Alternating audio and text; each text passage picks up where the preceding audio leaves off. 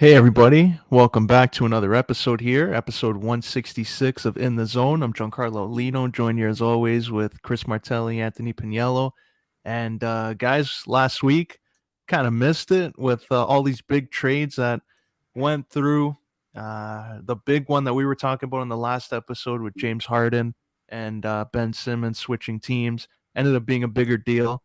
Woj tweeted it out and it confirmed later on that James Harden is now a Philadelphia 76er. Ben Simmons, Seth Curry, Andre Drummond, 2 first-round picks go the other way. I'll start off with you, Chris. When you heard this news and heard the return here for James Harden, do you think Philly gave up too much? It depends on which type of James Harden you are going to get. We have seen the last year and a half, this guy has kind of had a lackadaisical commitment to any team he's been on. I mean, he went to Brooklyn and his playmaking went up quite a bit. But at the end of the day, you could just tell there was something wrong there. He didn't really want to be there. Again, they talked about a lot of off-court shenanigans that he was doing, and he just didn't seem like he wanted to be there. And then, of course, after the trade happens, you go and you see both press conferences, and immediately one of the first things James Harden says was, Philly was always my number one destination. I've always wanted to be there. So in this sense, man, it's a pretty even trade. It is a blockbuster. I do think we all know what James Harden is capable of when he's committed, when he's healthy, when he's in shape. I think he's a top 10 player in the NBA. And Joel Embiid right now is the front-running MVP. We saw what he did in the All-Star game. We'll talk about that game a little bit later. But you're looking at they ended up getting and this is me talking about Brooklyn now. You get Seth Curry in that deal. The one thing that I've witnessed with Brooklyn over the last, I want to say, month with this losing streak, they have no shooters, man. They're relying on a guy named Cam Thomas. Good on him, rookie. Don't know much about him, but I watched one game there. It was Brooklyn and the Knicks when the Knicks blew that game. Like, they have no shooters. They have no reliability coming off the bench. And now you get Seth Curry, who to me is probably a top 10 shooter in the league, consistently getting about 40% from three. You get as well definitely necessary first-round picks after getting basically rid of all of them in the James Harden trade. And, of course, you look at Ben Simmons, man. This guy, again, Pagniello can vouch. I chirp him quite a bit. But you're looking at a guy that he's never going to be that offensive threat. You have Kevin Durant there and you have Kyrie Irving. Ben Simmons might be one of the best fits for this team moving forward. He's only 24, 25. I'm not going to say he's never going to figure out the shot, but if there is one player that could definitely help him get a shot, it's one of the most efficient scorers in the game in Kevin Durant. So for me, this is more of a win right now, I'll say, for Brooklyn. And the only reason why I won't give Brooklyn an A+ on this is because they could not get Thibault or Maxey. If they got Thibault and Ben Simmons, not only does the offensive production go up because Kevin Durant now has to, not really rely. I mean, he doesn't have to pass it to a guy like James Harden, who was taking about 16 shots a game. Ben Simmons is that reliable defender. He'll get the rebounds, pass it up to a Kevin Durant. And then, of course, like if you get Matthias Thybulle on that team, good luck. But unfortunately, they could not get it done. I know, Pagniello, you said you wouldn't have been surprised if Maxey would have gone because of the Halliburton going the other way. But, man, like either way, it's a blockbuster. I think both teams won this, both perfect fits, and hopefully for Philly's sake, and especially for Embiid's sake, James Harden comes in blazing. Yo, the 76ers are actually hilarious. They ended up giving away 2 first-round picks after asking for the longest time, we want multiple. So, yeah, I think they gave up a little more than expected. But, yeah, the fact that Thibault and Maxey didn't go in that deal, that's a win for them. So, Seth Curry going there on the other hand.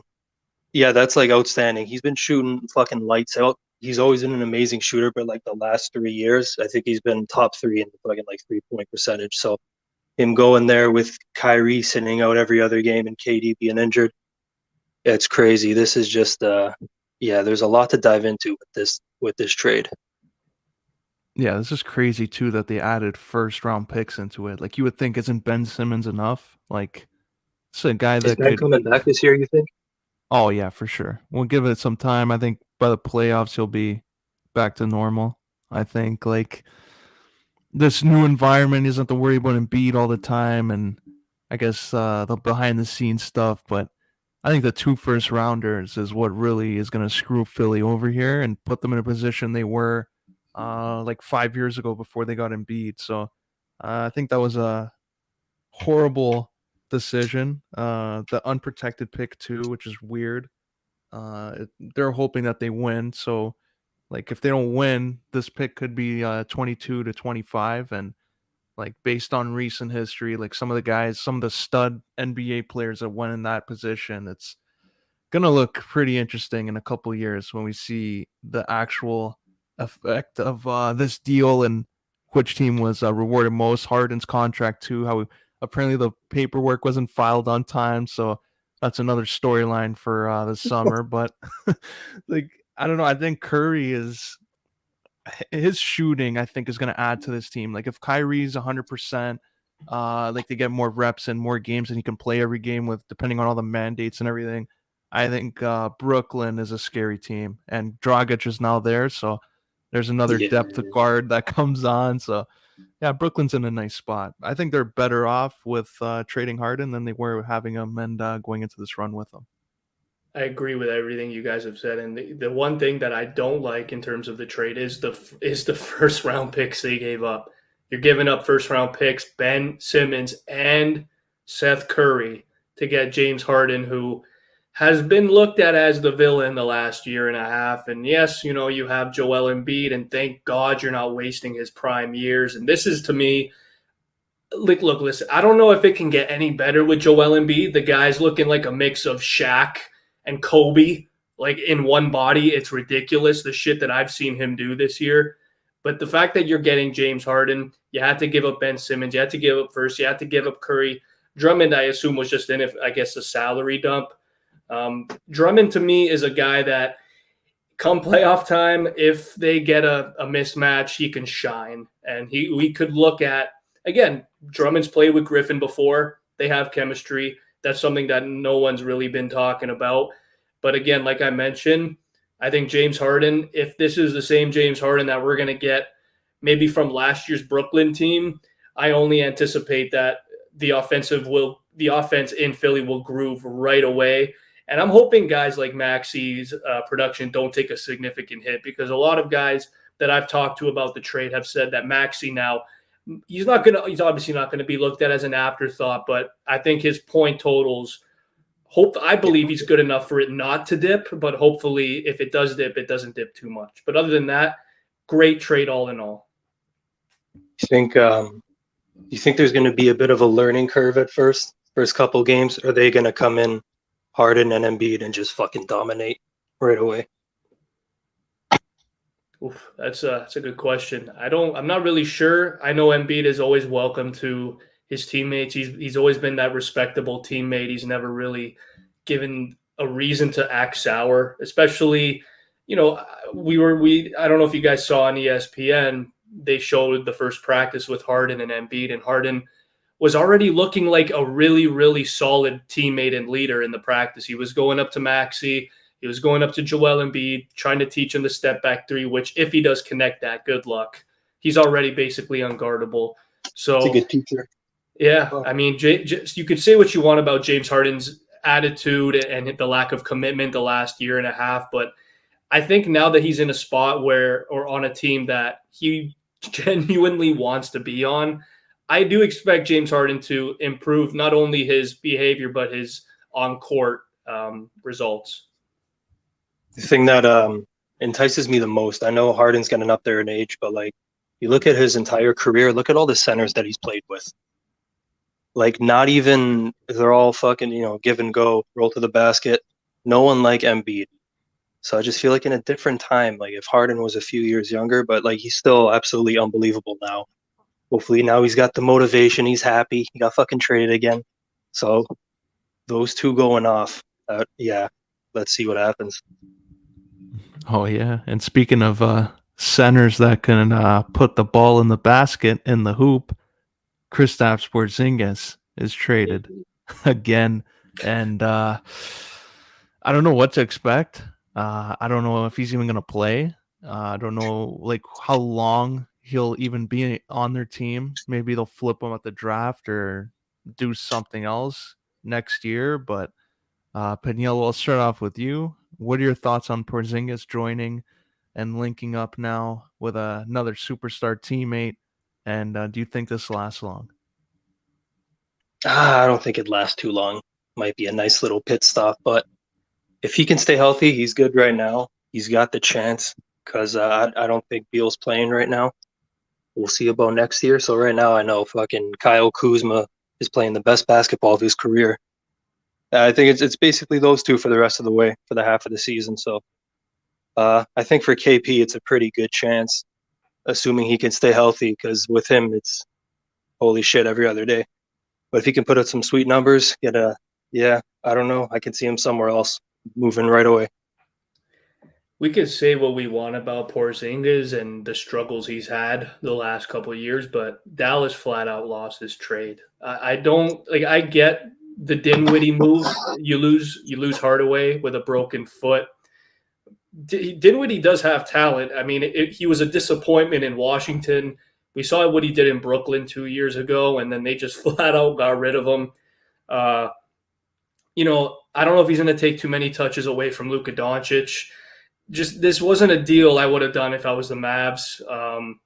Porzingis never really worked in Dallas. Obviously, he had a couple 20-point years, but you look at the way that management probably envisioned him, and you look at what he did in New York when he averaged like 20. I think it was 22.7. That was the year he broke out, and everyone was like, "Holy shit, this guy's a unicorn. He's a problem. He's athletic." And then bam, I think he tore his ACL, and then that was it. And we all know what Porzingis can do when healthy. He is probably, we mentioned it in numerous podcasts when we do our center rankings.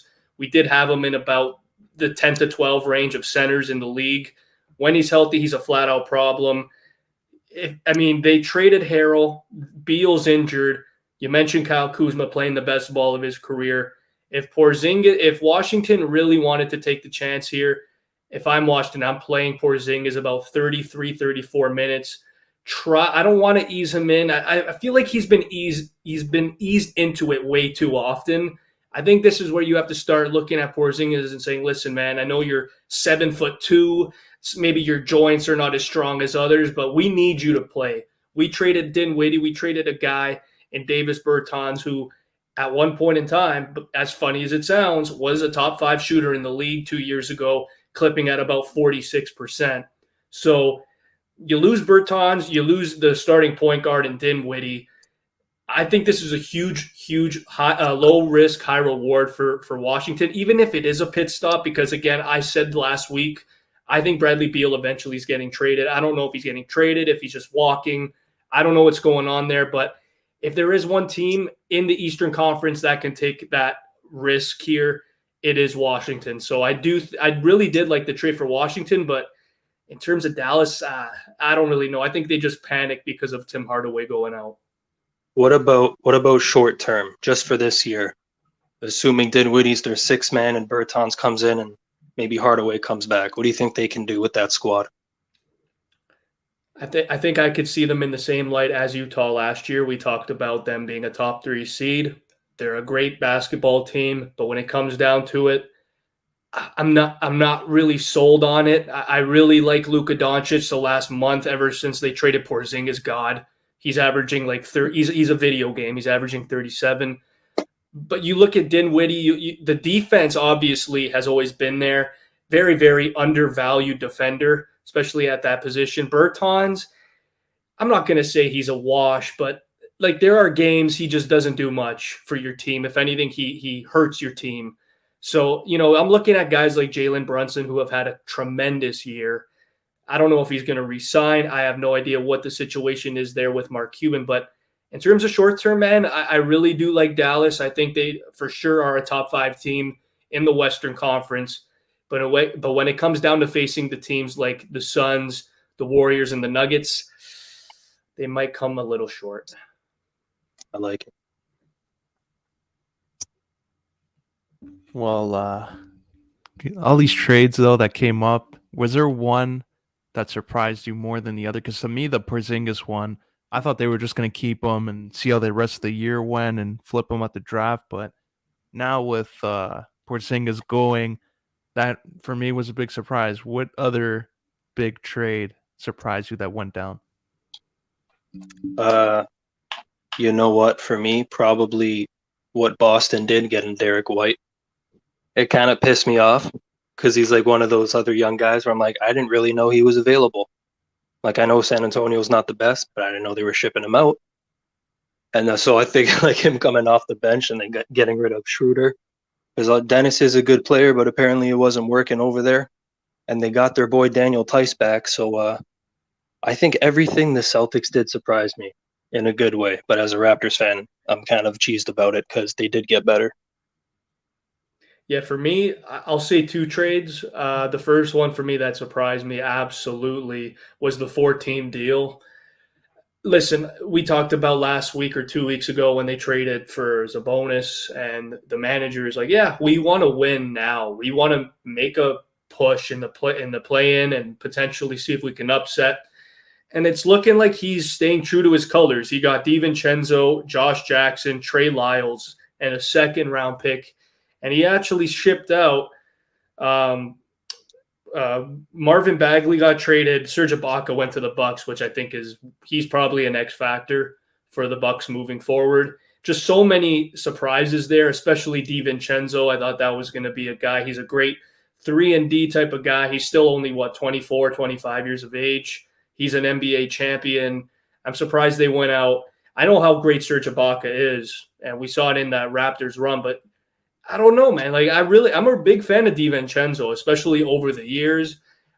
To me, that's the biggest head scratcher. But if I'm Detroit, like you could say what you want about Marvin Bagley. The fact that they got Marvin Bagley for probably the lowest value possible, in my opinion, is a win for the Pistons because you look at their team, you look at their front court, not the greatest out there. Kelly Olynyk, Isaiah Stewart's looking pretty solid. Cade Cunningham, Jeremy Grant, and of course, Killian Hayes is supposed to be a pretty good point guard. But yeah, like if there's one team out there that's going to take that chance in a young prospect who went really high in a draft, it should be Detroit or an Orlando Magic or an Atlanta Hawks or, I don't know, one of those bottom teams. So for me, Marvin Bagley, I think he won this trade out of any player going, just for a new scenery. And Josh Jackson, too, another guy, like he's not the greatest player, but in Sacramento, he could be like the 10th guy on the bench and he can get you about 12 points, kind of like what DeLon Wright does. Like that's a pretty decent move. But the other one that I want to talk about, Pagniello, I don't know if you were as surprised as I was, Montrezl Harrell going to Charlotte. Charlotte gave up nothing to get him. That to me, that was the biggest mind boggle. Like Vernon Carey, a great center. He's got some potential, but he has not played a lick of NBA basketball this year. So it was basically Montrezl Harrell, who is a six-man, by the way, for Ish Smith. So I really don't know if this was just like a cap dump to maybe extend a qualifying offer to one of the free agents moving forward. I don't know if they're trying to get guys to come to Washington to play with Beal, to entice Beal to stay. But to me, this deal, in terms of Washington, it just made no sense at all. Why can't Harrell find a home? Honest question. Seems like he's getting shipped out every year. It's a good pro. I think specifically, it's all these centers are starting to shoot threes, and Montrezl Harrell is more of that traditional big. Here's the funny thing: why the hell did the Lakers trade him? I know they had Dwight Howard, but like Harrell that year was so important on that team. Like him and Rondo off the bench, holy shit, they were absolutely outstanding. I know who did they get? They had Drummond, who came in. that's really all I can think of right now in terms of the center spot. I know that they've been pretty shallow the last couple of years at the center spot, but yeah, dude, in terms of Washington, I don't know why they traded him. I don't know if they're just all in on Thomas Bryant getting the minutes. I have no idea because to me, Montrez can ball the hell out. I wish the Raptors got him. That's a perfect fit. Was it Dwight Howard? Lakers had to. I think you missed him. Fucking Yeah. all-star centers. Oh yeah, they had to get Westbrook somehow. I think Harrell was a deal breaker. I like Harrell, man. I don't know why he keeps getting moved. Like when you brought it up, I kind of forgot he was on the Lakers just for a quick second. Because I'm like Houston, Clippers, and the Wizards, and holy shit. But like, Oh my God. he's You in. guys know who it was? It was Gasol. Gasol, Howard, and Harrell. That's a big There three he right is. there. Yeah. But like, fuck, I think he's good. He can average like 15 and 7 or something, whether he's starting or playing off the bench. He doesn't. He's never a main guy, but like he always fits into every unit so well. So I don't know. I look at Charlotte's system. I'm like, yeah, he could find a home there. And then there's fucking there's rumors about PJ Washington and Mason Plumlee's probably not long term, but so I kind of like it. Hopefully he can stick there for a bit. Yeah, that was a surprising part for me was Charlotte fleeced him. Ish Smith has been a good pro for a while. He was really good in Washington, but you just mentioned it, Montrezl Harrell. You get him for basically a rotational point guard, and you know that you're probably losing Plumlee or Washington.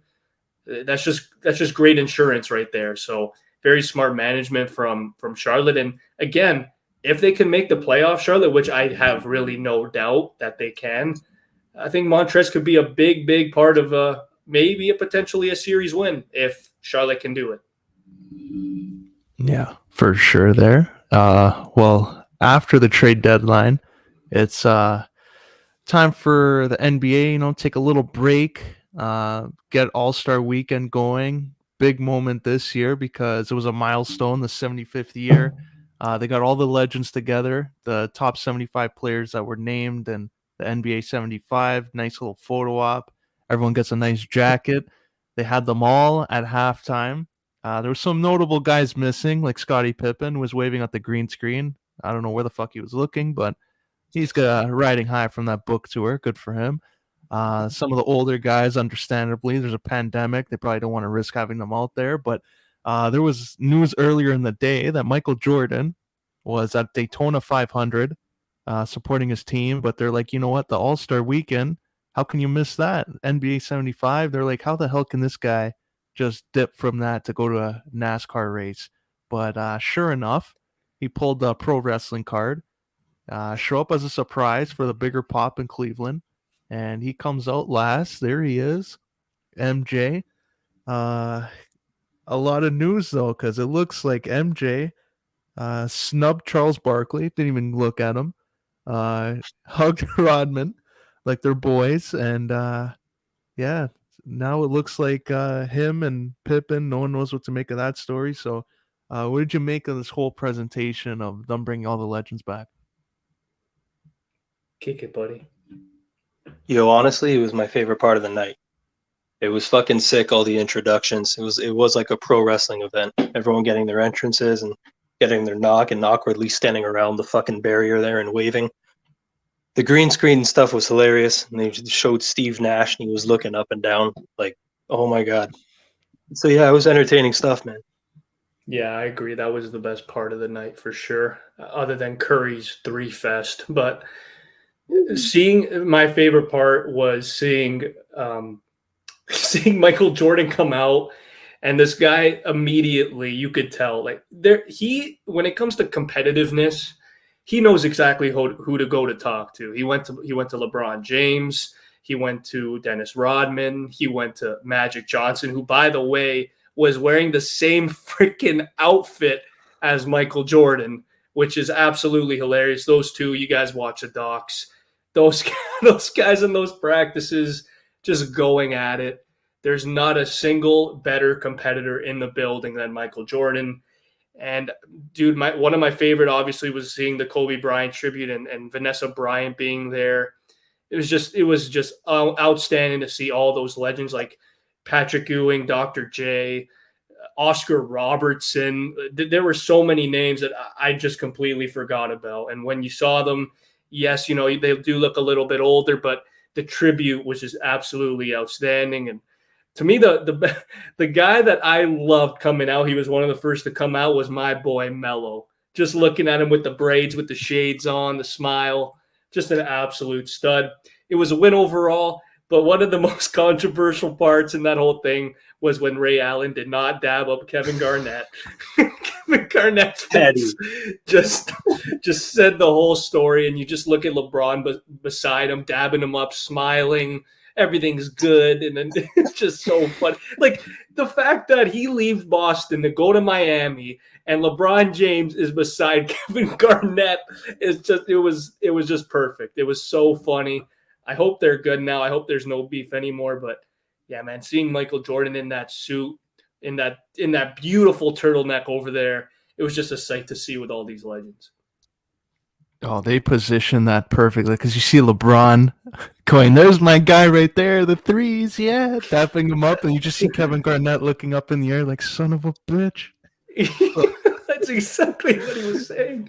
I think I saw a picture of them like in the back, so I think just in that moment it brought all the emotions back. So that was jokes, but there was also, when MJ's interacting with some older players, him and Magic Johnson were going at each other, trash talking. Michael Jordan actually said, "Did you bring your shoes? Let's go 1-on-1 right now." And I think Michael Jordan was actually serious. So it brings up the point, like All-Star Weekend, they all look for something new to do. And I know I brought this up on an older pod, and when Kobe was alive, how they should do an alumni game, Team Jordan versus Team Kobe. But now going forward, and MJ, the doc came out and all these legends were celebrated. So a lot more people are Googling them up. Should they look at doing 60-year-old Michael Jordan, follow him around for a little docu-series, getting in shape for an alumni game, and maybe have one of his old teammates, let's say Scottie Pippen, be on the other side, and they pick their own teams and they have a fun little game on All-Star Weekend to kick it off? Should switch Scottie Pippen with Isaiah Thomas. There you go. Let's see what happens. Team Isaiah and Pippen. I was just going to say Isaiah Thomas. Yeah, that's the team right there. Team Isaiah versus Team MJ. That would 100% sell. I'd watch that fucking doc. I think everyone would. And then they'd kill each other on the court after. Bunch of old folks. Oh, yeah. That has to happen. I think that would just be great for the game, great for the history, great for the younger fans who, again, like you mentioned, they had to search some of these guys up. And another name that completely, I did not know that he died at such a young age was Pete Maravich. Like, that guy with Utah was a flat out bucket. He would kill teams, my dad used to tell me. And just, you look at so many greats that were there, and even some that perished that were not there with us. They were there obviously in spirit. And it was just, dude, like, that to me is how you do an All-Star Weekend. Other than, we'll get into it in a bit, other than, the skills and the dunk contest, the Sunday night could not have gone any better. Yeah, I know they have the celebrity thing on the Friday, but do you think if they were to do an alumni thing, should that be the Friday to kick off any of the skills on Saturday and obviously the All-Star Game Sunday, or would you do the skills on Friday, alumni game Saturday, and then All-Star Game Sunday? I'm scrapping the celebrity game. I'm getting rid of that. I mean, I know it's for exposure and for, a lot of media outlets to go crazy and, to expand the sport. But you said it perfectly. I would do the skills. I would do the dunk contest and the 3-point all on the Friday night. Get the people's feet wet. And then the Saturday I would do the alumni, or maybe I would maybe just do maybe the slam dunk contest one night, maybe do the 3-point another night, or the skills another day. Like, you could do the skills contest early on in the day and then the alumni to close and then the All-Star game the next day. But regardless, I know it's for exposure. I'm not a big fan of the celebrity game, honestly. Depends who's in it. But yeah, I'm not changing that format, I guess. Do the skills first. Yeah, because it adds, like, I think recent All-Star games, like there's maybe a few like older players that come out once in a while. Like you'll see Kareem maybe once in a while, but like this one, when you see so many of them in the building and just watching the game, it brings more excitement to it. Like maybe now current stars, when they play the game, they'll put a little bit more effort into it, knowing that wow, there's all the players I grew up watching here, and they'll probably want to make more of a show out of it. So I think having all those alums come back and be in the crowd, do an autograph signing or something, and put a part of like NBA history, I think is fun. But yeah, we gotta make this happen. We gotta see it. MJ versus Isaiah Thomas, 1-on-1. Pick their teams. I want to see like how much beef they start with old players. Like, what do you mean you didn't pick me on your team, MJ? I thought we had something. Ah, you're not gonna help me win. You're too fucking old and out of shape. Anybody As need to good see that? as good as Isaiah Thomas was, if he goes 1-on-1 with MJ, he's not getting a point. Bring LeVar Ball into this too. Let him play. Run up and down the court, live his dream. But you mentioned something about the skills contest, and that was a hot topic because the dunk contest every other year seems to deliver, and this year it did not deliver. Let's say, worst dunk contest we've ever seen. Uh, when you see that and you hear people say they should scrap it, do you think they're jumping to conclusions? They're not thinking too much into it. Take it, buddy. Oh, they're absolutely overreacting.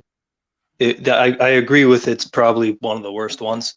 I'm not gonna lie, I was kind of falling asleep because we were saying it before. There's a lot of waiting in between, and for what was actually going on, yeah, just not the best showing. But to cancel the whole thing, like let's fucking get real. It's what a lot of people look forward to, the dunk contest. This year, I just think it was a miss. Yeah, I agree. The last two dunk contests have been underwhelming, and it's not the dunkers' faults. It's the 2016 dunk contest fault. You're not getting a better dunk contest than that ever again. I don't care how athletic these guys are that are coming in the league, Ja Morant, Anthony Edwards. If they're not in the dunk contest, it's not going to work out. And Jalen Green, I thought for sure he would win this. Out of all the guys in it involved, I thought he would be the guy that would wow the crowd the most. And damn, that guy was just a flat out disappointment. I saw a meme on Twitter. Shaq's reaction to the dunk contest was basically everybody's reaction to the whole skills night. The best part of the night, you guys all know what I'm going to say. Karl Anthony Towns winning the 3-point contest with his mom's necklace on. That was so heartwarming, and the fact that he had the furthest odds to win is just that was probably the best part of the whole skills night. But yeah, the dunk contest, I'm not going to say maybe scrap it completely because it has been a part of All-Star Weekend for like 2 decades, but that 2016 dunk contest really has devalued and has really screwed up the expectations moving forward in the dunk contest. So I'm not going to maybe say scrap it, but put some meaningful guys in it, like Ja Morant and Anthony Edwards.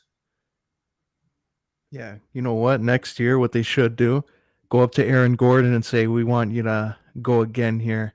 What will it take to get you in this dunk contest?" And then go up to John Morant and say, "We got Aaron Gordon in this. He wants a shot at it. Do you want to spoil his dreams and be that guy?" And then go to Zion and say, "You know what? How you feeling?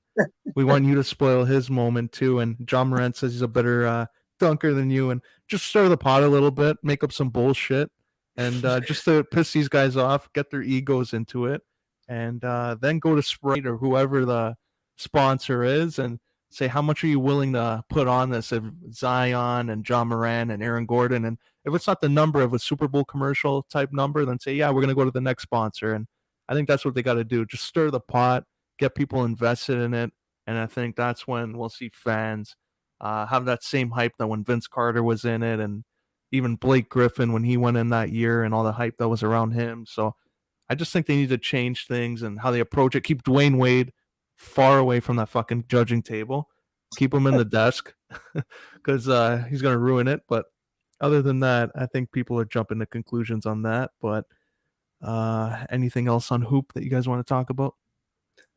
As well, I want to just ask this question. What do you think it would entice these players to go? I know it's not in their contracts. It's just straight up volunteering. I want to do it.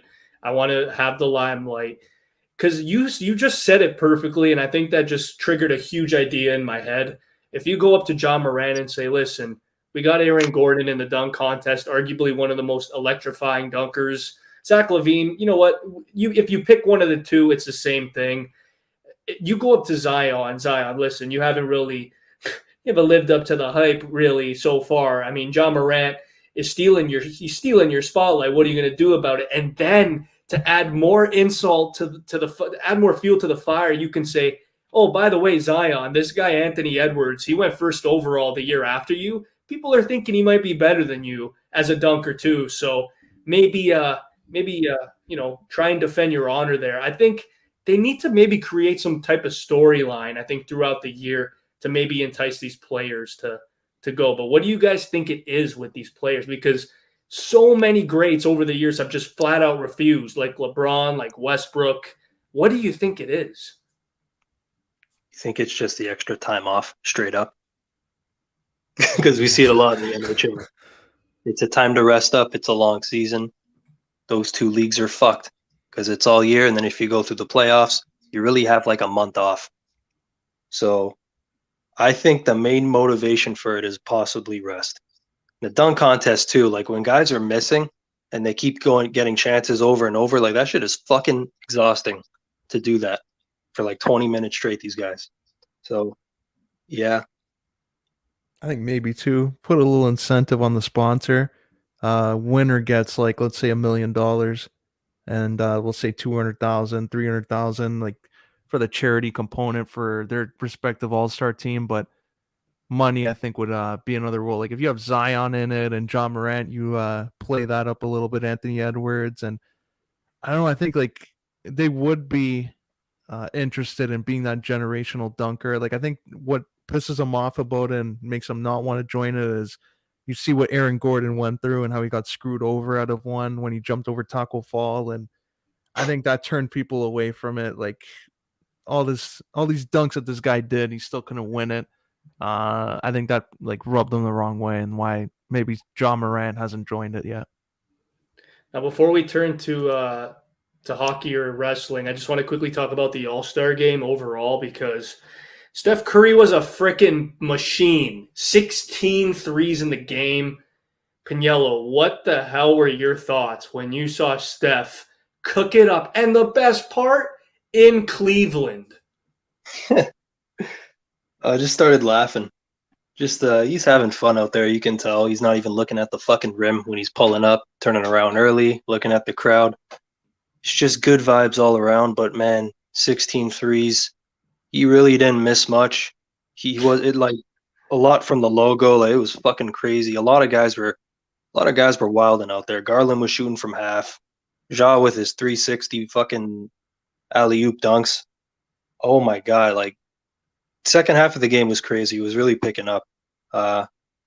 Yeah, 2 years in a row now. They're fucking killing it in the All-Star game. But yeah, Curry's fun.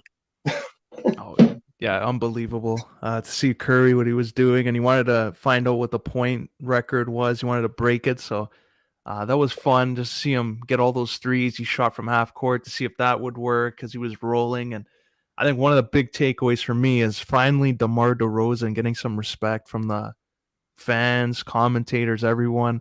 Every time he gets a ball, they were like, "Oh, here comes DeMar now, mid-range god coming in." And that one of the final buckets of the game, how smooth that was, kind of looked like a Michael Jordan fadeaway. Solid to see. So happy for DeMar this season. I'll just end it. Out of all the guys not named Steph Curry, which guy really surprised you the most? Because I'll start this off.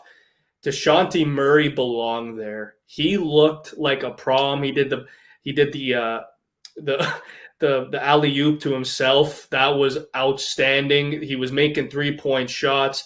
Believe it or not, he looked like one of the better defenders in the fourth there. Just DeShonte Murray, man, he is for real. I didn't think he would ever pan out to be this dominant. He's, I think, second or third in triple doubles this year too. Just damn, he belonged there. He should not have been a replacement. Gotta go Darius Garland. Guy's a fucking beauty. Wanted to show up for his hometown there in Cleveland. Or home team, my bad. But yeah, I mean everyone's like I can't even tell if they're trying or not. Everyone looked, but like the shots everyone was making, it was fucking crazy. Darius Garland will stood out to me. So yeah.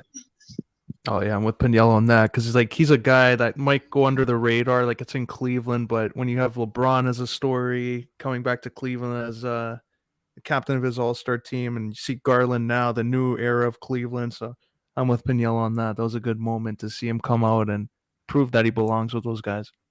The funniest part of the All-Star game, the best defensive player out there was LaMelo Ball. He went so freaking hard. I don't know why, but it was so. There was one point, him, Booker, and Giannis were going so hard. I'm like, okay, guys, relax. Like when Giannis blocked Middleton, holy shit. Oh, LaMelo had to. MJ's in the audience over there. That's his owner. He's got to live up to the hype. You know Yeah, what? That's all in true. all, I really like this year's, and I like the 2021. Last year's was more of a blowout, but the 2020 and this year's absolutely unreal. Yeah, man. Well, that's NBA. Fun All-Star weekend. Fun trade deadline. Speaking of fun, WWE went to Saudi Arabia again for Elimination Chamber. And oh my God, Brock Lesnar. He is the man again. He fucking destroyed Austin Theory, that poor guy. Crashed his head on the pod, took a low blow, pissed him off, chased him around the chamber, broke through every pod, and then F5'd them off the pod to end it. And now the match that I don't think anybody wanted to see is champion versus champion, but that's too bad, I guess. That's what we're going to get. WrestleMania main event for probably night 2. Roman, Brock, title for title. I'll ask you first, Chris. What are your thoughts on this being now a title for title as opposed to just for Roman's title? I guess they really don't give a shit about Rollins, Styles, and Riddle. They were disposed like garbage in that match. It didn't have to be title for title, but if, again, I mentioned before, if it is 2 guys, it's these 2. They've been built as freaking gods the last year and a half. I still think Roman's winning this, and I think he has to, as great of the character change and the way he's gravitated to the crowd, Lesnar. I do see Roman Reigns winning this year. I don't know. Apparently, WWE wants to move with your boy Bobby and Brock after WrestleMania. I don't know what's going to amount to that. I don't know if it's going to be for a title, if it's just going to be a brawl between the 2. Not really sure, but you know what, man? As I might sound like a hypocrite here, but I don't mind this. This is their 3rd or 4th WrestleMania match. This is one of the more marquee feuds of the last generation. So I don't blame Vince here or Triple H, whoever does plans these out. It's going to be great. It's going to sell out seats 100%. I still think Roman Reigns, though, prevails. I feel like this is all happening by accident. Like Lesnar's popping off at the right time, and Roman's been doing his thing for a while. And Vince is just like, let's throw all of our fucking eggs in one basket. We'll give them both the fucking titles. Everything's going to be about them.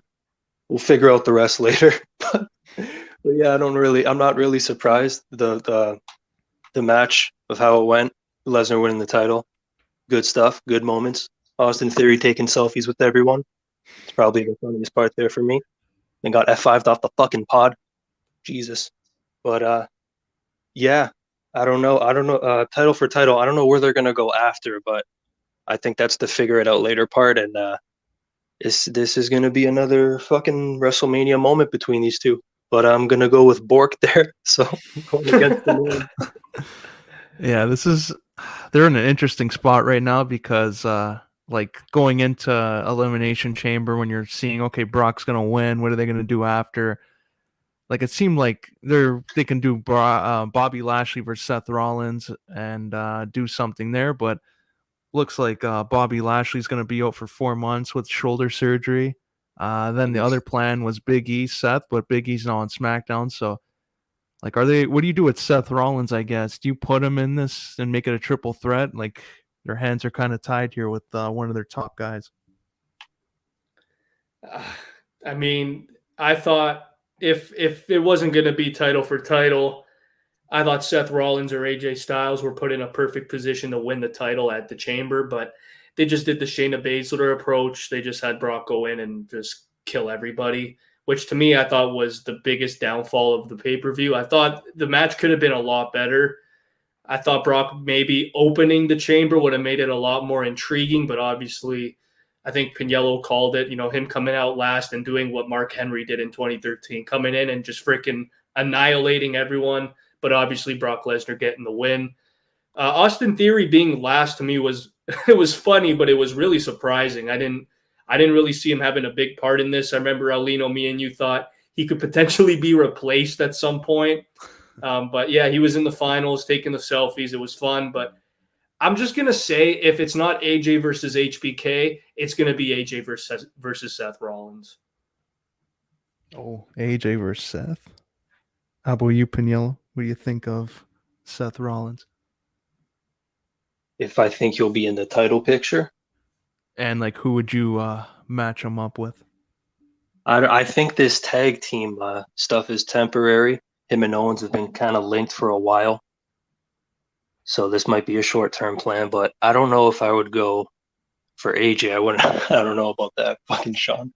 But I don't know. I would try to get him in the title picture. I feel like they have to do it now, though, within the next couple of weeks for it to make sense. But I don't know how the fuck they'd get there. And yeah, there's another one. Speaking of Edge, or AJ, sorry. Edge on Raw cut a promo and begging for somebody for WrestleMania, putting out like his own challenge. And a lot of people are thinking it's AJ because he said phenomenal a couple times. But you think that's a match you're going to do? Then if they do Edge versus AJ, what do you do with Seth again? Then poor Seth is just floundering around. It would make sense, honestly, because now that I'm thinking about it, Seth Rollins technically did not lose at at the Royal Rumble. He won by DQ.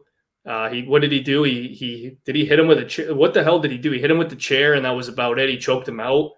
I could see Seth maybe coming out on Raw, but you said it has to be like next week or in 2 weeks, and maybe say, "Listen, I didn't lose to Roman Reigns. He was a coward. He never pinned me.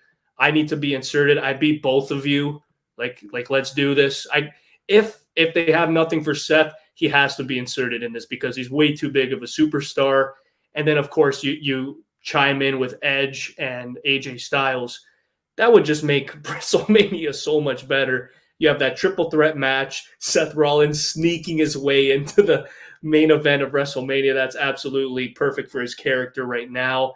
And then, of course, AJ versus Edge. Holy shit, that's one of my biggest dream matches. So we already saw Roman, Edge, and Daniel Bryan last year, which was a huge dream match for me. And if AJ and Edge goes at it, wow, it's just a cherry on top. I like the. Well, go ahead, buddy. Oh yeah, like I agree with Chris there. Like I think right now it's an interesting spot, but yeah, I agree. Like if they do add him in, I think they could make it work there. So I agree with Chris there. With Edge and Styles, though, I would want them to build that the way they did with Styles and Cena, because like that's to me that's a big deal. It's the main TNA guy. I'm still going back to it versus one of the main WWE guys, and it is one of those dream matches because it's fucking been in the same place for so long. AJ TNA for the most part, but he's bounced around the world as we all know. But yeah, that's a dream match for sure. So fucking down for that one, AJ and Edge. Do you think fans would get upset with Seth Rollins potentially inserting himself into the main event, or do you think that would make the fans happy because like it's been advertised as these two for the longest time? I mean, obviously everybody likes Seth Rollins, whether you don't like his character, you love his in-ring work, you like his character, regardless, you're going to like his in-ring work. So what do you think about that? Do you think fans would maybe get a sour taste if they just had Seth come in and potentially ruin this? Because now it's kind of internal. Like Heyman turned on Brock, cost him the title. Like it's as great of Seth Rollins inserting himself would be, and it would make sense. It would kind of take away from that whole storyline. So What do you guys make of that? Do you think Seth would potentially ruin it, or he would benefit it? I think over time it would benefit. I think at first it would be an overreaction because everyone's kind of set over the last week or so that, yeah, it's going to be Roman and Brock.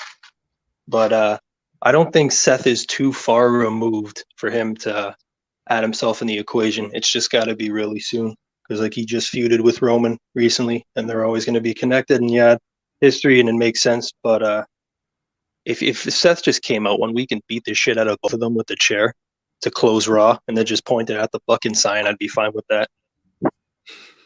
Yeah, I'd like to see that. I think it helps because, like, I know last year people would probably complain, Roman, Edge, and then Daniel Bryan got thrown into it, made it a triple threat. But I think this one would actually make sense going back on the history part, like WrestleMania 31, how Rollins stole the moment.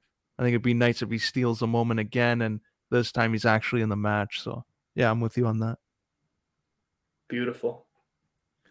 Well, speaking of big names, we're talking about.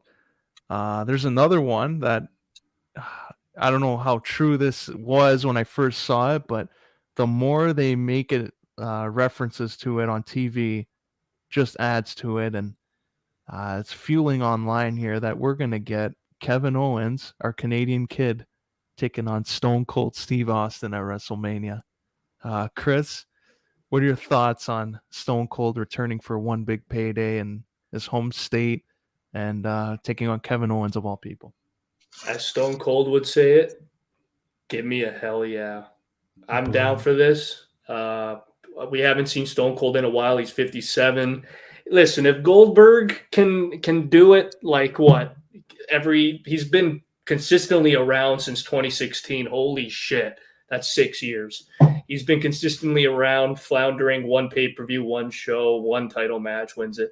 I think Stone Cold could easily come in here and go up against one of the greatest in-ring guys in Kevin Owens. And again, I don't know how great it would be. I think the expectation would probably ruin the overall grade of the match, but just having a guy like Stone Cold back in the ring with a guy like Kevin Owens, again, you have the story, the narrative there.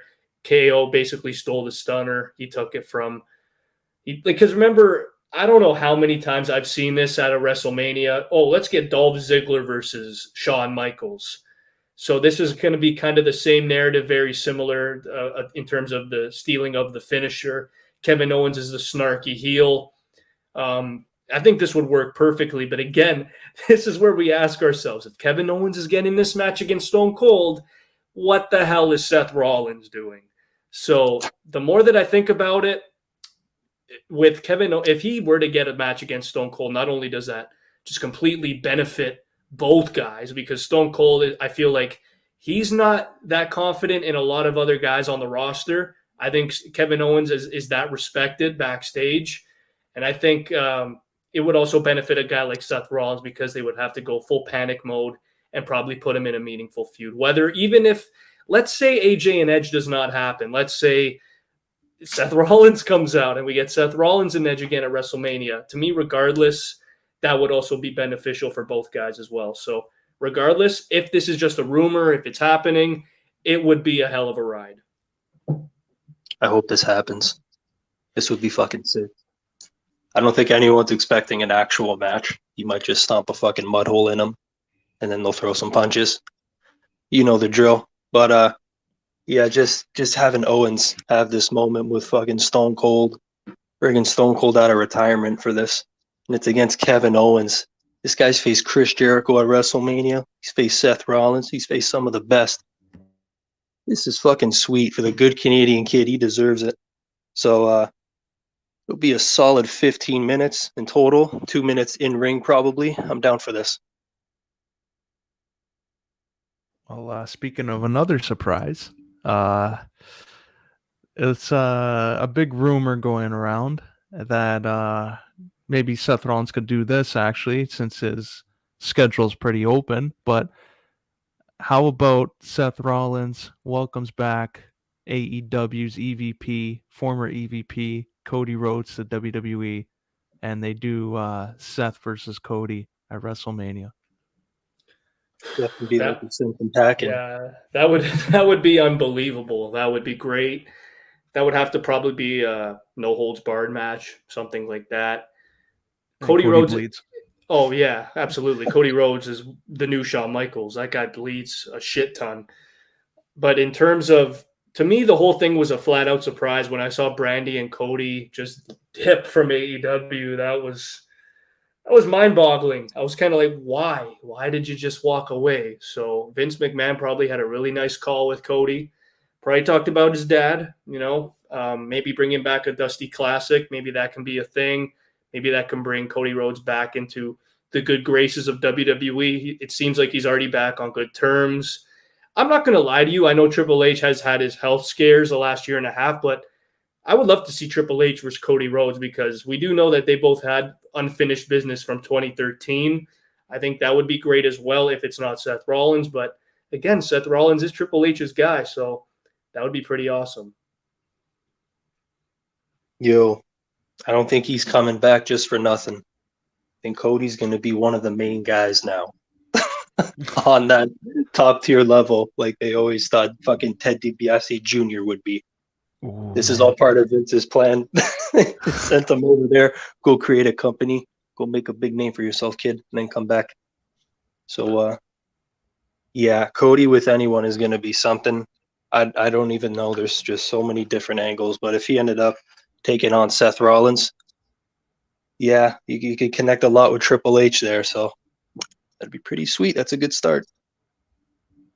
I like it. I was going to see how this develops because Damian Priest is another guy having open challenges, and they tease it again. First, The Miz said his partner would be Dashing, and out comes Logan Paul. Then Damian Priest says he wants a main event caliber, world champion caliber opponent to challenge him for his U.S. title next week, and out comes Finn Balor. So they keep teasing that Cody is pretty much in the company, but the main thing is, should they keep him a secret, make it a nice surprise for the Raw after Mania, or does this WrestleMania need as much star power as it can get? I don't know. I was gonna say wait till after Mania, but I feel like you can't really hide anything anymore. You got to do the best you can. So there's just gonna be rumors up until then. But I don't know if I think Mania's got enough star power. They could always use more, but it's not like when you look at the card, you're like, oh wow, I'm gonna take a pass this year. So I don't know if they need him, but when he does come in, it's gonna be fucking killer. So the Raw after Mania that might be the time. Yeah, I'm getting Brock Lesnar 2012 vibes from Cody coming back. I think it's going to be after WrestleMania, and I think immediately he's going to go up to maybe a Brock Lesnar the next night. I don't know. I think regardless, he's going to come back. I think he's going to be a mega baby face, at least for his first run. And I think they're going to go full pedal to the metal. They're going to put the foot right through the gas, and he's going to become a WWE champion, I want to say, before the end of 2022 for sure in WWE. Again, we talk about Seth Rollins, Kevin Owens, guys that have been floundering and not really, getting that moment. If Cody Rhodes, one of the big guys, the guys that basically made AEW, comes to WWE, yeah, you have to make him, like Pagniello said, you have to make him one of the top guys. And I don't see any different here. But you brought up the Damian Priest thing with Finn Balor. That intrigues the shit out of me. Do you see Finn Balor beating him? Nah, I don't see it. I don't know. Finn Balor, all of a sudden he shows up on Raw last night, and it's like they're throwing him in 5 different segments, and I don't even know what to make of this. He's with Ciampa teaming up, and yeah, him. I don't even know what they have planned for him. For all we know, he could probably not even be a part of Mania. He'll be in the Andre the Giant Memorial Battle Royal, get tossed out, and then show up maybe 2 months later, and then he'll be a guy that ends up being on NXT 2.0. So I don't know what to make of Finn Balor right now. With Finn, I feel like he's one of those guys. When he got hurt at the SummerSlam against Rollins, they never had a plan for him after that. And then we're just like, we'll insert you somewhere where we can. We're going to send you to NXT. We don't know what the fuck we're doing. We're going to call you up. We're going to put you with Buddy again. I don't know. It could be something. The match would obviously be amazing. two completely different styles, it would be sick. But like, yeah, giving him the U.S. title, I don't think would do any justice. I think Priest is doing a sweet job right now. Yeah, it's pretty good. Well, guys, speaking of anniversaries, like WrestleMania is a big anniversary, and Toronto Maple Leafs had a nice anniversary. Just going on to a couple years now. David Ayres is coming in, emergency goalie. That was a couple years ago today. Chris, I know that was a big moment for you in Leafs history. Just give us your thoughts on the the anniversary of David Ayres. Oh man, just another disappointing effort from the Buds. But yeah, the David Ayres story obviously is. There's two sides of it. There's a very positive, happy-go-lucky. You can make a freaking documentary about it, and then there's the other side when you're a Leaf fan and you're pulling your hair out because a Zamboni driver beat your team, the team that's supposed to have the best offense in the league. So that was fun. Another disappointing game then. But shout out to David Ayres. That guy is a Carolina legend. Yeah. Oh. Just so bad. Well, last night, I guess, too bad it didn't take place on the actual anniversary because it would have been fitting. A horrible effort that night, and last night we saw the Leafs take on Montreal. Everything's looking good. Like they can beat Montreal, last place team. They should just dominate, pad the stats. That's not what happened though. The Leafs got their ass kicked.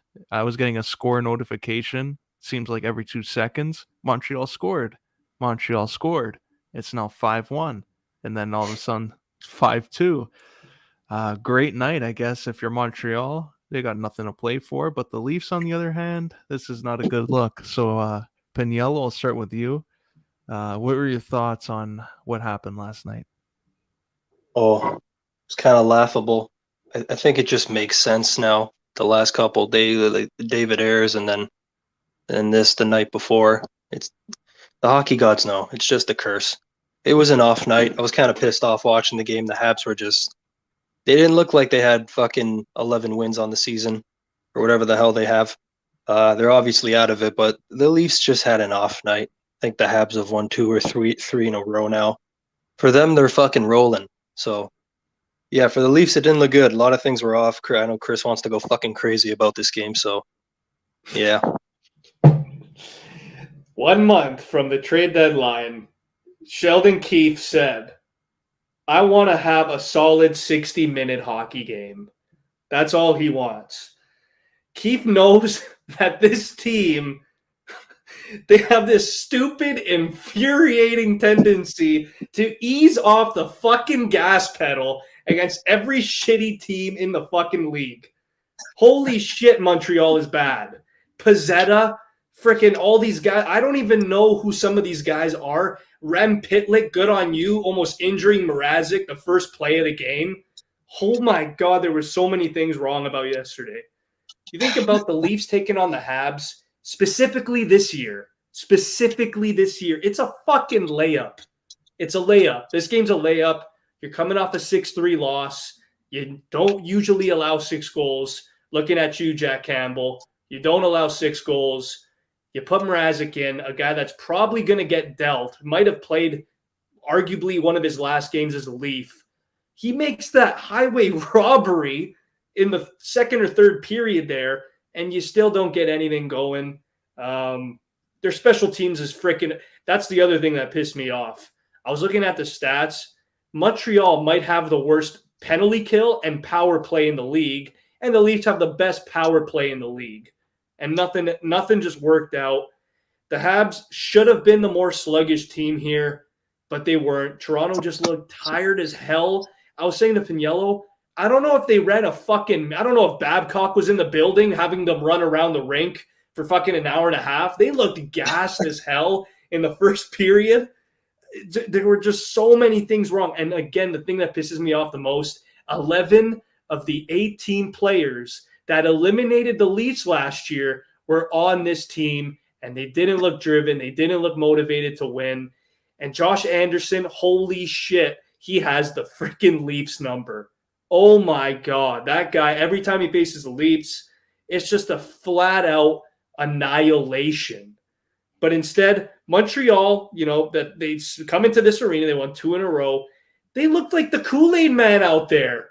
So fucking relaxed, smiling. The fans are chanting ole, ole, ole. That's probably the first of the year. So you know what? Kudos to the fucking fans. They needed this game. They've been fucking they had nothing all year. And of course, the team to give them that gift is, of course, the cursed Leafs. Because oh my God, they do this at least 3 fucking times a year. This is one of the games, and like Pagniello said, this one really, really infuriated me.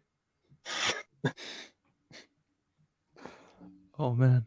So going on now, they made a trade too. So I don't know. You know it's bad when you're making a trade for a goalie as shit's hitting the fan. So what do you think about Carter Hutton coming into the team now for future considerations?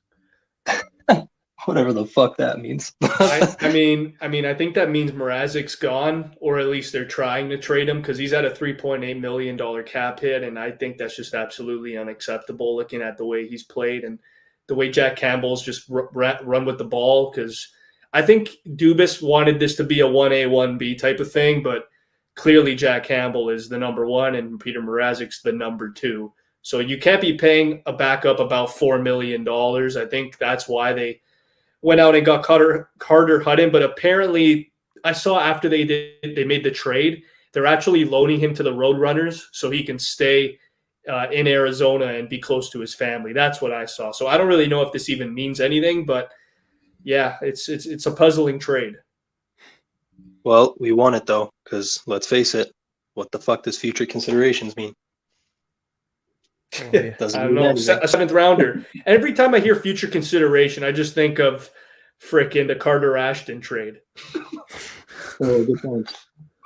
Hutton's a beauty though. Like he was grinding it out for Buffalo in that start and roll.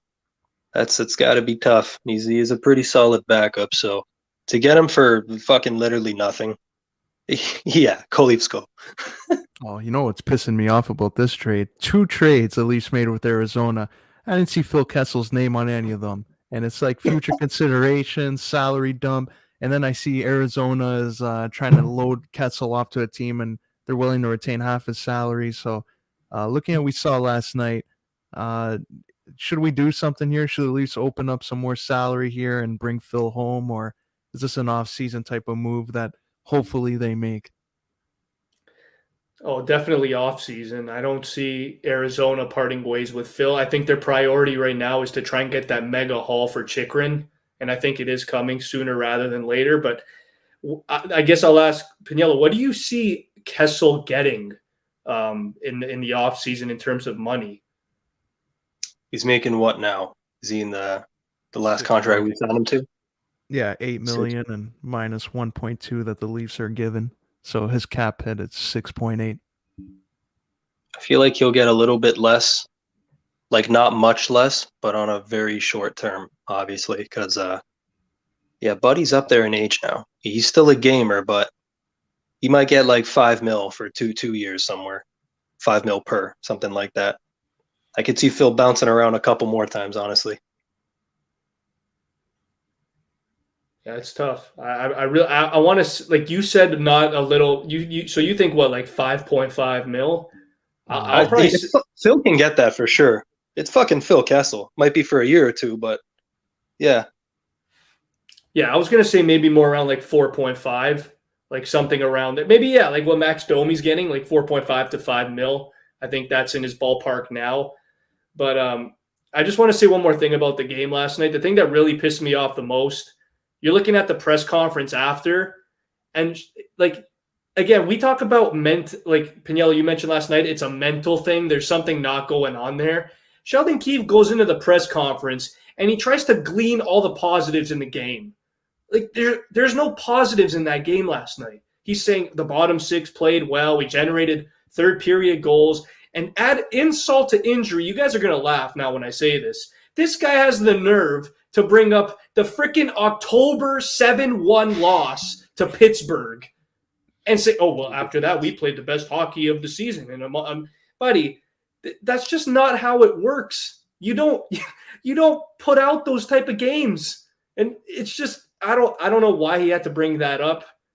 Like, to me, again, Mikheyev, Kashe, Kampf, as good as they are, like role players, I don't know if you're winning with this team. I really don't. But they need to make a move for a defenseman ASAP, because what I saw from Hall, Muzzin's now concussed. What I saw from Dermott, good God, get off the team, please. Like, I know they wanted some, what's the word? They wanted confident last night. They wanted composed defenders playing. They scratched Sandin. Liljegren on the rush sometimes. Oh my God, he looks like a disaster. Doesn't know that he's a defenseman. It's just they got Lyubushkin from Arizona, which I think is a pretty decent move. But goddamn, they need another D, because, man, last night a lot of our D looked like they were either too tired to make any great plays, and they looked like chickens with their heads cut off. They were just everywhere on the ice. Oh man, I wish Nick Ritchie all the love, and I hope he gets back in the lineup. Him and Lawson Krause together. There you go. Man, remember Willie getting drafted? They should have went with Nick Ritchie. They've had them both on the team, and we found out who the better player was. So, guess we got that answer. Wait, hold the phone. Is Frederick Gauthier on Arizona? Are we gonna see a World Junior line reunion? Oh, he's a stud, Freddie the Goat. The slowest line in hockey. Oh my God. Throw him out on a face-off, you're winning that 99% of the time. That's what you need him for, face-off machine. Freddie the Goat, what a guy. But this Leaf loss, like you're mentioning there, the playmaking off the back end, it's really making people appreciate Thomas Caberlet a little bit more nowadays. The shit that guy went through, and everyone's saying, oh, he doesn't do this, he doesn't do that. How many times have you heard people bash his playmaking ability and bet they wish they had that now on this team? I mean, even last night, Morgan Riley, I love the guy. He's had a hell of a year. Aulino, you called it. You had him top 3 in your D ranking. He has been nothing short of brilliant, but last night, Jesus, just an off game from him. But when Riley's not going, Lord help us. He's the captain of this fucking team. I think most people know that. Absolutely. But yeah, man. Fucking Tomish Kaberla. That beauty. Aki Berg. They pronounce his name different every fucking year in the video games. Who do they go after now at the deadline as a defenseman? Like, that's probably going to be the top of their to-do list, whether getting rid of all this cap, like 400,000 at a time. But like, who do you go after that can realistically turn this around here? If you're going realistically, it's probably not a top 4D. Is there like a name at the top of anyone's head that we could pull off? Like, I'll say there's 4D that I really want in a Leaf uniform. 2 of them are probably not realistic. One is Colton Parayko. Like, I've been telling this to Pagniello, I want to say, for 3 years. We need a guy like him. And I love Josh Manson. I think if Manson were to come to the Leafs, that would just be a perfect fit as well. I also saw rumors of us getting Hampus Lindholm. He would be a great teammate to a guy like Erasmus Sandin. You have that Swedish connection back there. But in terms of realistic, I saw names like Justin Braun and Ben Chariot. Like, I don't really know what direction they want to go in here, but like Parayko and Manson are at the top of my to-do list if I'm the Leafs. I think I've been hearing those 2 names specifically for the last 3 years. Parayko and who was it? Josh Manson. Yeah, for years, man. But it's also been linked to fucking Nylander. Oh. But like 3 years ago, Willie Nylander is a different player. He's fucking he's coming into his own. Yeah, he's a different player now, yeah.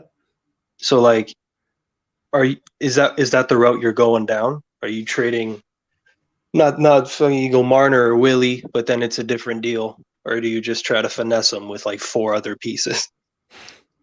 Well, you said it perfectly. Like, if you're making that trade, you go out and get Seth Jones. You put all your eggs in that basket and you get Seth Jones. We didn't do it. I'm not doing Willie for Parayko now. I probably would have 3 years ago, but I'm not doing that now. So you could probably try and fiddle, maybe try and package a Kerfoot and Robertson for Parayko, like if you really don't want to shed the salary.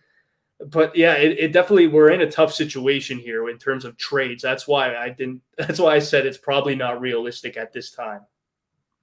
Yeah, I see PK Subban as a off-season target. I think he'll come in for a cheap 1-year deal. So I think we're going to see a lot of those type of names, guys who are near the end there that realize their role is going to be a sixth defenseman that you can pay like cheap money to. So I don't see any big names coming, unfortunately. I think they capped themselves out there. You think long term, do you think Cam Fowler plans on fucking retiring with Anaheim? They have it nice there. I would have said he would have left like last year, but he didn't. So the emergence of Zegra and Sam Steele he's not the greatest player, but he's pretty decent. Comtois, Raquel apparently is one of the guys that's going to be on the way out soon. It's tough to tell because they have so much depth there. They even got Jamie Drysdale now. It's looking nice in Anaheim. If I'm Fowler, how old is he? Like 32?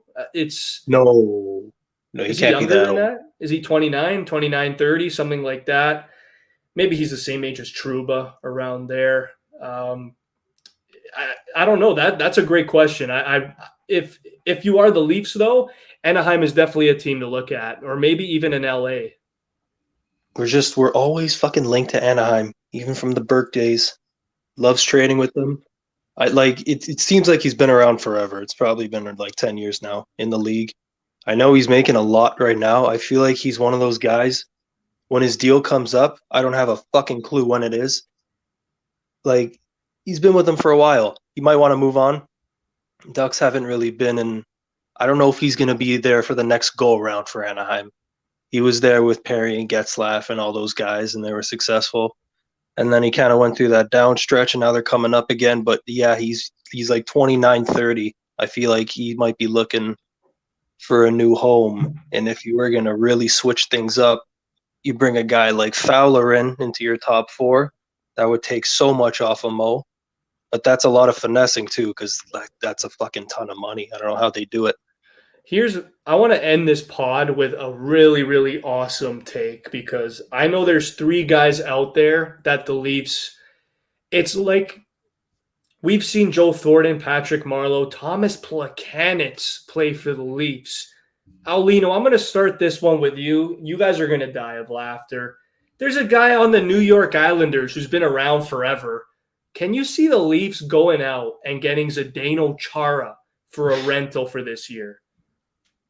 I could. It's just Lou is gonna make it difficult. I think he's a little bit petty, and ego would come into play there. So I'll say no, just because it's the Islanders right now. Because it's the Islanders, no. But for Chara to come to the Leafs in like any other situation, why not? It'd be nothing. Right?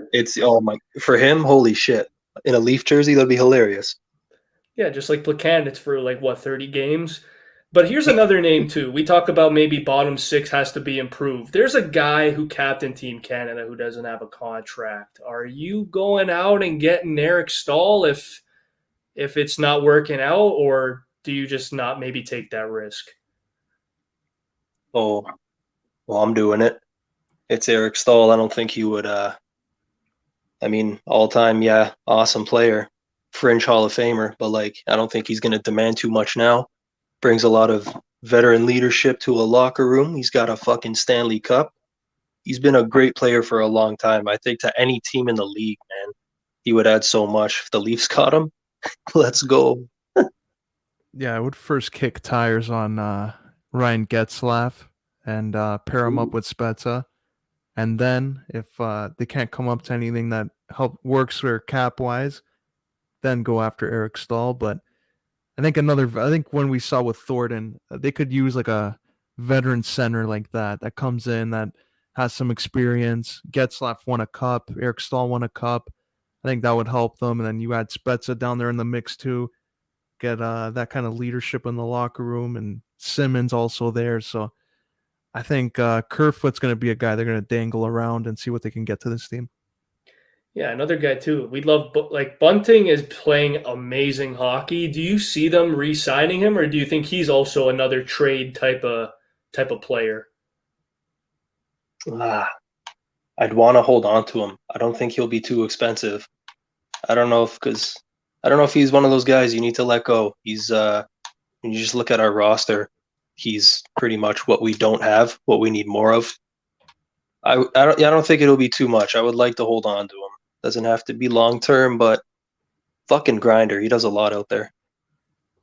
Yeah, I agree there. I see it's a nice fit for him. And I think Robinson, like, you have to look at the Marlies soon and make a decision. Like, is he going to be in these plans for the Leafs going forward? He was playing well in that first playoff that he had. They got to make a decision. Like, are you going to waste your time and not even bring him up? Or is he ready right now? You got to start putting him in the lineup and finally make a decision there. Yeah, I agree. I think Robertson could be a really, really good player. It's just you're looking at our top six. You're looking at the cap that we've put ourselves in. I think at this point in time, Kerfoot and Robertson, you have to package them together to maybe get a D. I think that's the only realistic trade chipped guys that I can see on this team. Because Mikheyev, he's a great player. He hasn't played enough. Engvall's had a pretty decent year. I don't know if he's expecting us a raise in salary. I don't really know. Simmons and Spets are great veterans. In terms, if we do need that D, I think those are the two specifically that are going to get dealt. And it pains me, but Kerfoot, man, 34 points. He's having a great season. I think he can get 55 points when he's healthy. And I think regardless, if you even sprinkle in a Nick Robertson, who's 21 years old, that you could probably bring back a fringe top four defenseman. Yeah. You know what they should do? They should package Kerfoot and Robertson and then get Nazem Kadri back, those fucking idiots. I was just going to fucking say that. Damn it. Imagine. Kadri. Trade back. We're calling it. Let's go. We would have to freaking entice the shit out of them. Like, yeah, don't worry. We're better than Colorado. It's okay. Just come back. You're having a career year. We'll give you $5 million next year. You're home. Oh, man. Yeah, it's going to be fun. Well, boys, this was a fun episode. We talked NBA All-Star Weekend, WWE WrestleMania plans, potential returns to the company, and the Toronto Maple Leafs flat out disappointing. So hopefully it's a positive look for the Leafs as we go in next week, and we'll see you next week for episode 167.